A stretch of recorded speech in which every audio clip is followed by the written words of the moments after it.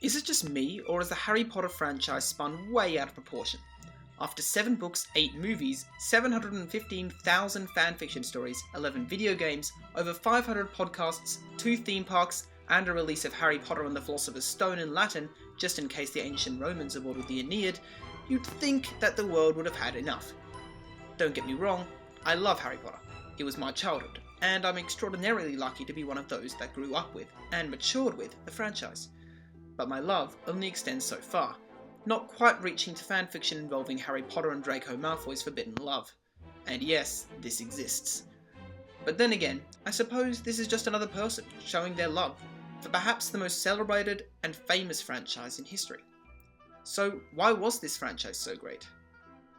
When you look directly at the series, it actually becomes a pretty hard question.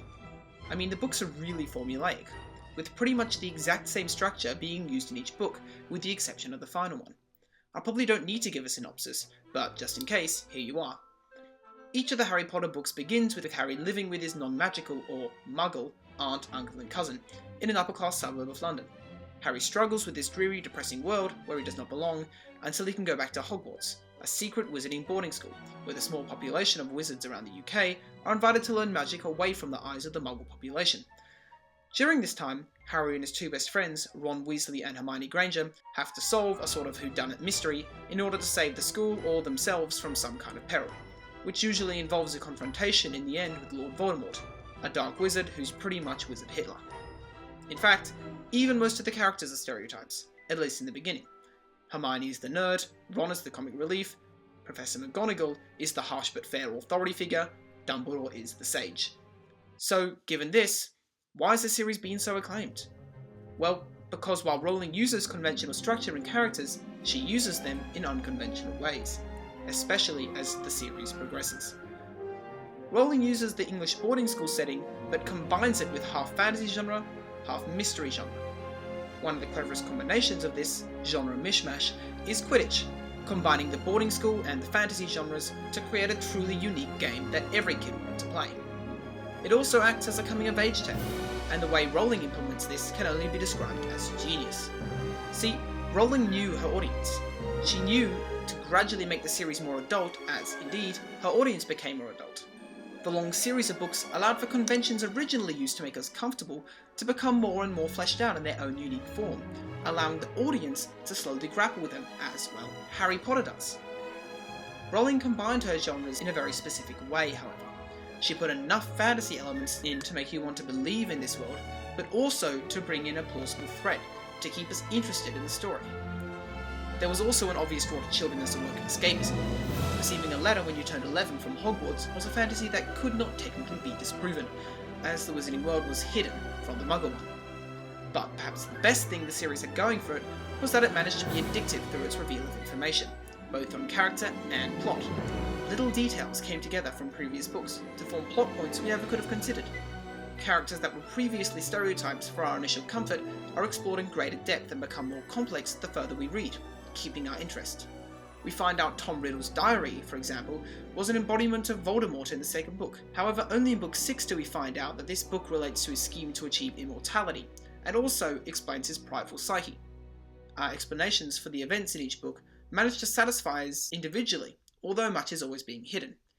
Indeed, when we finally learn Dumbledore's backstory, Rowling actually steps away from the wise man stereotype and makes a much more humbling, tragic, and most importantly, interesting character.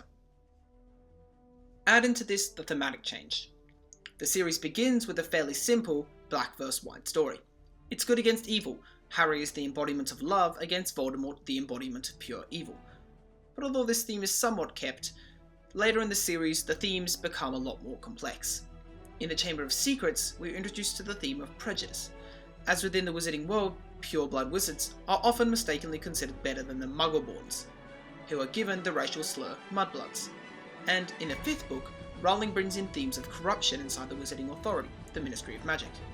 These are complex themes to bring kids, teaching them the inevitable existence of prejudice, even within a fantasy setting, and bringing in the idea that authority is not always right. On a different note entirely, Rowling strategically altered the lengths of the books. The first 2 books were both easily under 90,000 words, for example. However, the length of each of the books systematically grew, peaking at the fifth one, which reached an impressive 250,000 words.